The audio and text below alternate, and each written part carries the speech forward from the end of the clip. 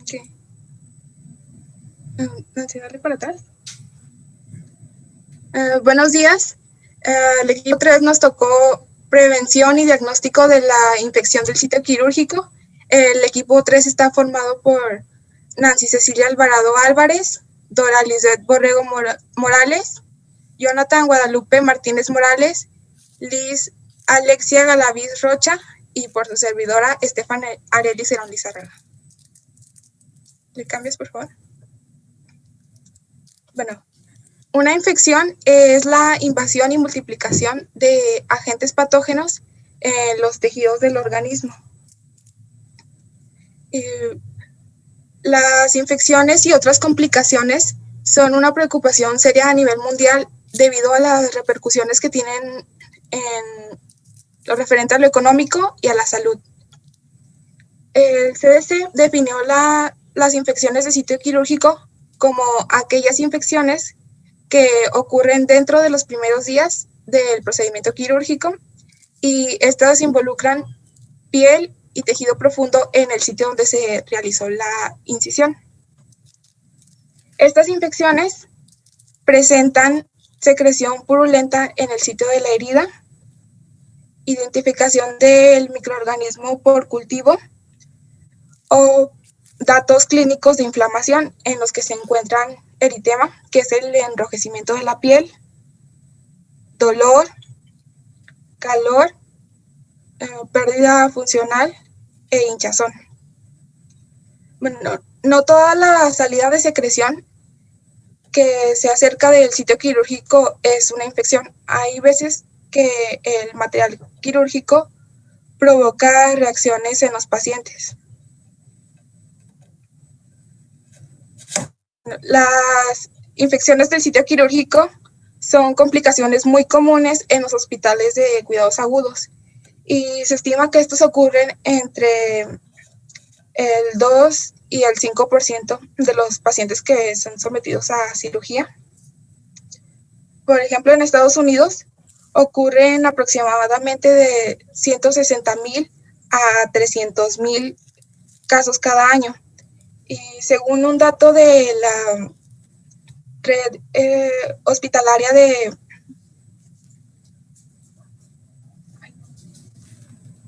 vigilancia epidemiológica, en 2015 en México se presentaron 61,000 infecciones que están relacionadas con el cuidado de la salud y de esas aproximadamente 9,000 fueron infecciones del sitio quirúrgico.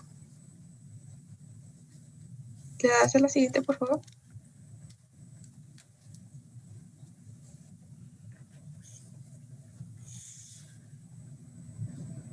En esa.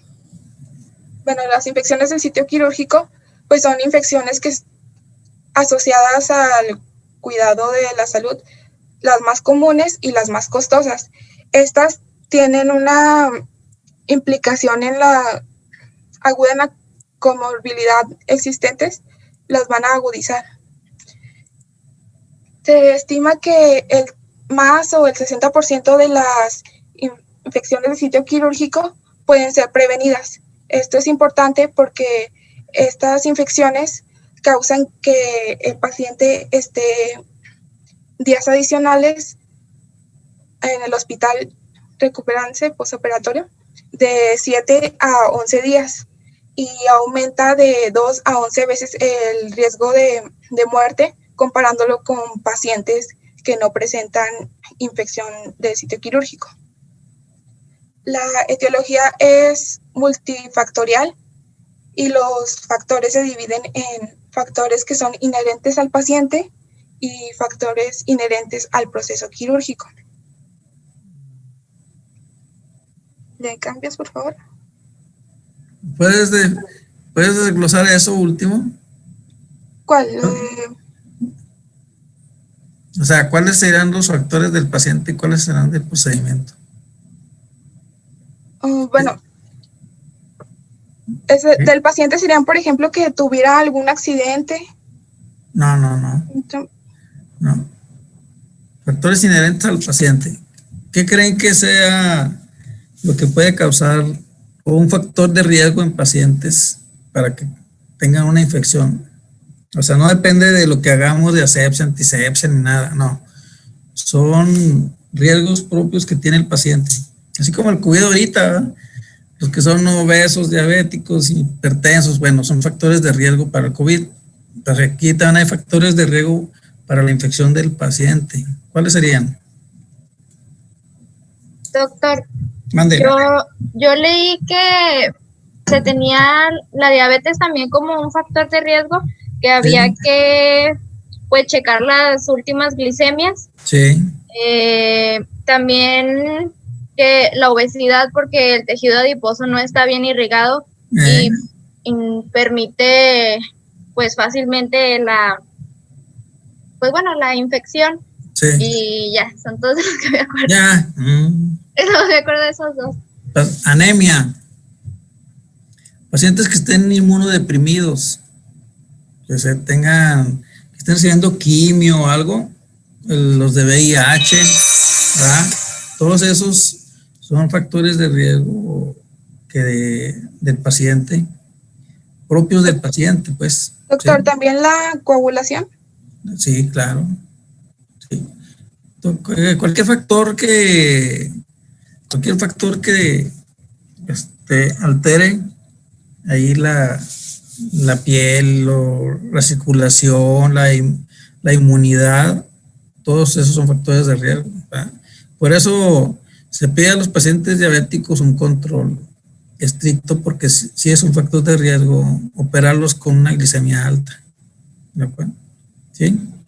Entonces, son factores sistémicos generalmente que nos pueden alterar o nos pueden propiciar la infección del sitio quirúrgico. Entonces, todo eso tenemos que tenerlo en cuenta, ¿verdad? Si están inmunodeprimidos, si están desnutridos también, ¿verdad? Porque los que estén desnutridos no van a tener una buena cicatrización y tardan más en cerrar, entonces son más propensos a la infección. ¿Sí? Entonces son factores del paciente. Y los factores inherentes al procedimiento quirúrgico, bueno, eso ya van a depender de todo lo que hagamos o dejemos de hacer nosotros, ¿sí? Como los encargados del procedimiento, desde la preparación de la piel, ¿verdad? Que tengamos una buena técnica quirúrgica, y luego también depende de cómo se clasifique la infección que vamos a tener ahí, ¿verdad? La clasificación de las incisiones, si es una herida limpia, contaminada, no contaminada. Entonces, todos esos son factores que van a aumentar el riesgo de una infección. ¿De acuerdo? ¿Qué más? Bueno, las infecciones de sitio quirúrgico se clasifican en tres, que son las incisiones superficiales. Estas van a incluir piel y tejido celular subcutáneo. Como ahí se ve en la imagen en las dos primeras. Luego tenemos las infecciones de sitio quirúrgico de incisión profunda, que estas incluyen las fascias y las capas musculares. Sí. Luego están las infecciones de sitio quirúrgico de órgano o cavidad, que en esta van a involucrarse cualquier parte abierta del cuerpo o manipulada, pero durante el procedimiento, excepto las ya mencionadas, la piel, el tejido celular subcutáneo, la fascia y el músculo. Entonces la división entre la superficial y la profunda es la aponeurosis. ¿Sí? Ajá. La aponeurosis para arriba es superficial y la aponeurosis para abajo, hasta peritoneo, si estamos hablando de abdomen, va a ser profunda. Y ya dentro del peritoneo va a ser de algún órgano o cavidad. ¿De acuerdo? Sí. ¿Me das la siguiente, por favor? Bueno, una herida es la pérdida de la continuidad o de integridad de los tejidos. La clasificación de las heridas nos sirve para ayudarnos a decidir qué tipo de antibiótico se le va a dar al paciente y qué vía de administración. Estas tenemos 4 clases. La primera es la herida limpia, que esta herida es quirúrgica no infectada. Esta no va a involucrar mucosas Este es el resultado de procedimientos programados y que se cierran por primera intención. Aquí puede haber un drenaje cerrado o no haber. Aquí sería cuando no se entra a ningún aparato o sistema y se usa la técnica para esterilizar de manera correcta. Un ejemplo, quitar un lipoma. un lipoma, un quiste sebáceo, una biopsia de mama, ¿qué más? Un ganglión, ¿sí? Entonces son cirugías sencillas que no entras a ningún aparato, ningún sistema, y son heridas limpias, ¿de acuerdo? Bueno, y luego siguen las heridas limpias contaminadas, que estas son heridas quirúrgicas en mucosas que están bajo condiciones controladas y hay una contaminación menor. Esto sería ya cuando se entra a un aparato o sistema. Por ejemplo, cuando se corta una parte del sistema biliar. Sí. Pues cuando hacemos colecistectomías, en ella cortamos el cístico. Y ahí, nada más por el simple hecho de cortar el cístico, ya es una limpia contaminada, porque ya entramos al aparato biliar, ¿sí? Pero miren, por ejemplo, en una apendicitis puede estar de una herida limpia contaminada hasta contaminada. Puede ser cualquiera de las dos, la clase 2 o la clase 3, de acuerdo a los hallazgos que tengamos, ¿verdad? Si intentamos operar un apéndice y el apéndice está sana, y de tomo la quitamos, el simple hecho de pinzar y cortar la base del apéndice ya se considera una herida limpia contaminada, ¿sí? Luego, de otra forma, si ese apéndice ya está purulenta y hay una peritonitis ahí empezar localizada y ahí se quedó un purulenta afuera ahí en la fosa ilíaca derecha, y entonces ya se considera, el simple hecho de que haya pus, ya se considera, o si está perforada el apéndice, ya se considera contaminada, porque cuando se perfora, libera bacterias, entonces ya se considera una herida contaminada. Entonces cuando operamos apendicitis o colon, se consideran heridas contaminadas, ¿sí? Porque ya hay bacterias libres en el abdomen. O ahí dice que son purulentas, ¿de acuerdo? Entonces, la clasificación que vamos a hacer va a depender también de los hallazgos quirúrgicos que tengamos. ¿Qué más? Bueno, continuando con la contaminación, la herida contaminada, estas heridas son por un accidente reciente o por heridas quirúrgicas donde hay una pérdida de la técnica estéril o que hay un derrame del contenido gastrointestinal o del contenido inflamatorio que no sea purulento. Es lo que les decía ahorita. Sí, es lo que mencionaba. Y como mencionaba que es cuando, por ejemplo, por accidente se perfora el estómago, el colon. Sí, que las bacterias son las que, las bacterias de esos órganos son las que van a hacer ese contenido. Bueno, y luego sigue la herida sucia, que es la clase 4. Estas heridas son por son traumáticas antiguas, donde va a haber presencia de tejido desvitalizado y aquí va a haber presencia clínica de infección o va a haber perforación de vísceras.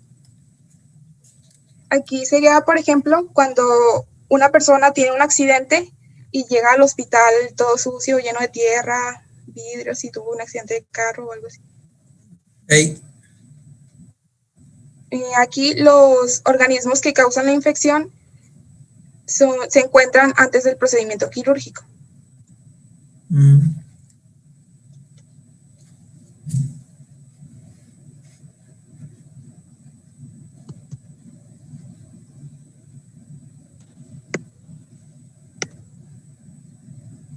De eso ya sería todo. ¿Ya?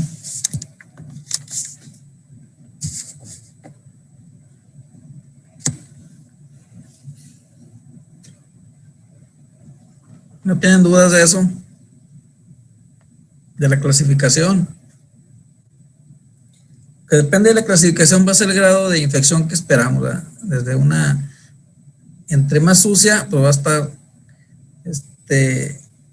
vamos a esperar más grado de infección que una limpia, donde se hizo la cirugía con toda la técnica séptica, ¿verdad? Y con cuidado, entonces es menos el riesgo de una infección en la limpia, ¿de acuerdo? Entonces, de acuerdo a la clasificación que demos, es lo que los cuidados que vamos a hacer, ¿verdad? Si vamos a dar antibióticos preoperatorios o no, o si vamos a dar antibióticos, o nada más basta con decirle al paciente que se lave bien la herida, ¿no? ¿Quién sigue, pues? Bueno, ahora vamos a continuar con las evidencias y las recomendaciones. Para esto ahora vamos a hacer uso de símbolos, como por ejemplo se nos presenta la letra E, que esta es una evidencia. Posteriormente la letra R, que es algo que se recomienda que se haga para evitar las infecciones en el sitio quirúrgico, así como el punto de buena práctica. En las siguientes tablas que les vamos a presentar, se presentan la letra correspondiente si es evidencia o recomendación, la descripción, y en el último apartado, el grado en el que está siendo sustentada, también como el apellido del autor, el nombre y la fecha en que se publicó. ¿Le das, por favor? Bueno, por ejemplo, en esta que son los factores inherentes al paciente para que éste presente dificultades, en la primera letra E, tenemos que la edad del paciente, ya sea geriátrica o pediátrica, no debe de ser un factor de riesgo para que éste presente dificultades. Lo que sí puede ser considerado para que presente infección son otras enfermedades, o sea, las comorbilidades, o que éste presente inmunosenesia, que esta es el deterioro del sistema inmune por cuestiones de la edad. Por ejemplo, en las comorbilidades, ya lo dijimos, pudiese ser la diabetes, entre otras como la obesidad. Y también no existe evidencia de que el paciente, antes de ser sometido a algún tipo de cirugía, tenga dificultades a causa de la radioterapia, ni el uso sistémico de esteroides. A diferencia de si se le da radioterapia después de la cirugía y sobre el sitio de la cirugía, esta sí pudiese causar distintas dificultades porque pues tiene distintas acciones sobre el tejido, por ejemplo, que lo dañe o que provoque isquemia. Lo que se recomienda para este caso es que la edad no sea un factor importante para la cirugía del paciente y posterior a la cirugía que no se le administre la radioterapia o esteroides, porque pues estos sí pueden provocar o propiciar que se presente algún tipo de infección. ¿Le das, por favor? Ahí, mira, ahí el riesgo principal no es tanto la infección, es la cicatrización, ¿sí? Porque cuando están con radioterapia o cuando están con esteroides, eso afecta la cicatrización. Entonces, si normalmente una herida quirúrgica retiramos puntos a los 8 o 10 días, aquí no vamos hasta 15, a veces hasta 20 días en esos pacientes porque no cicatriza rápidamente. Entonces, como no cicatriza rápidamente, ese es un factor ya secundario de riesgo para que se infecte la herida quirúrgica, ¿sí? No en sí el esteroide o la radioterapia son directamente causantes de infección. Muy bien. A ver, ¿le das, por favor?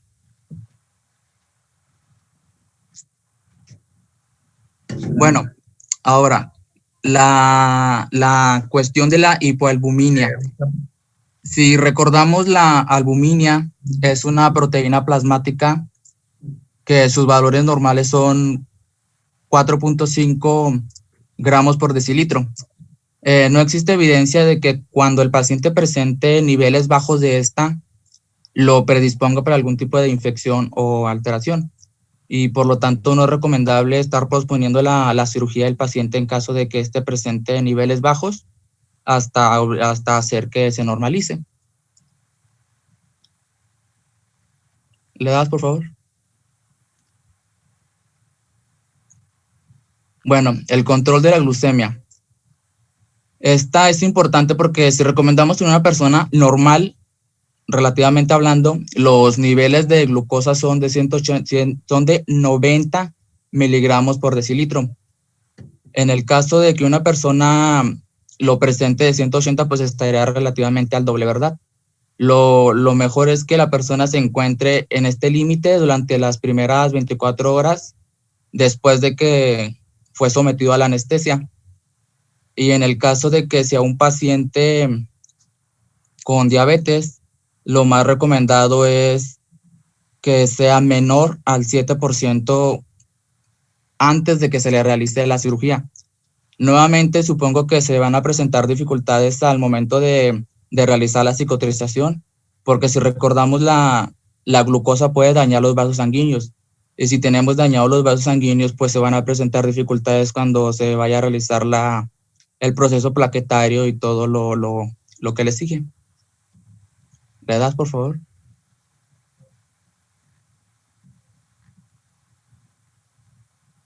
Respecto a la temperatura que debe de tener el paciente, lo más correcto es que éste se encuentre en una temperatura lo mínimo de 35.5 grados o lo más correspondiente sería que estuviera por encima de este. No sé si han escuchado a alguna persona que le han hecho alguna cirugía y que comenta que cuando se despertó tenía mucho frío.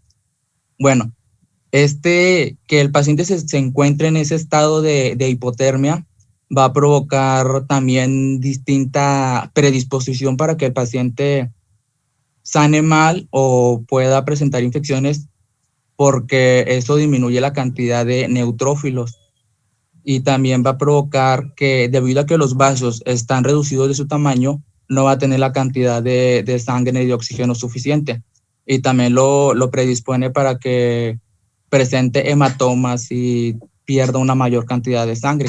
Pero lo más recomendado es que su temperatura esté por encima de los 35 grados. ¿Le das, por favor?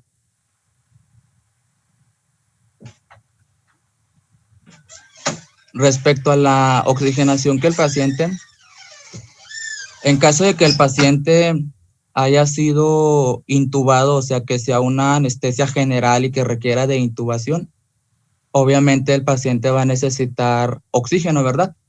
Okay. Y el oxígeno que se le va a dar debe de ser, bueno, la cantidad de oxígeno que el paciente debe de tener en la sangre debe de ser mayor al 95%. Después de que fue sometido a la intervención, para que pues de esta manera no presente dificultades. ¿Le das, por favor? Respecto a los hábitos o costumbres que tiene el paciente, por ejemplo, si tenemos un paciente que es fumador, lo más recomendable es que suspenda el consumo del cigarro 30 días antes de la cirugía, para que de esa manera minimizar el riesgo de presentar alguna dificultad. Pero pues considero, no nada más del cigarro, también cualquier otra cosa que el paciente consuma, como cerveza o cosas de esa índole, cualquier tipo de sustancia adictiva. ¿Le das, por favor?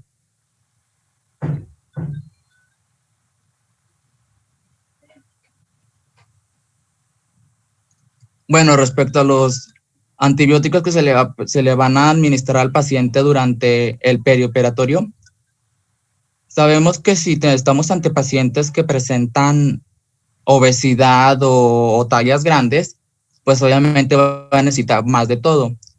En caso de que sea un paciente mayor a los 80 kilos, pues lo más recomendable es que la cantidad de antibióticos, en este caso las cefalosporinas, se duplique, o en caso de que un paciente pese más de 120 kilos, la cantidad de antibióticos se triplique. Esto es debido a que, como el tejido adiposo es poco vascularizado, hace que el paciente presente una oxigenación inadecuada. Además, recordemos que también cuando son cirugías muy largas, la posibilidad de que se pierdan grandes cantidades de sangre es mayor, por lo tanto, si pierde la sangre también se nos va el antibiótico. Y lo más recomendable es tener como que la cantidad suficiente en caso de que eso suceda.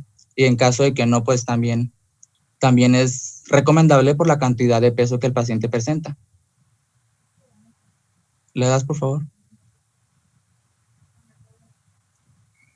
En caso de que el paciente sea del tipo de personas que están sometidos a inmunosupresores, ya sea por alguna cirugía previa como un trasplante, etcétera, lo más recomendable es que el paciente pues suspenda esos medicamentos antes y después de la cirugía para evitar algún tipo de infección en caso de que éstas sean oportunistas por la deficiencia del sistema inmune. ¿Le das, por favor? Y eso sería todo por mi parte. Gracias. Ok.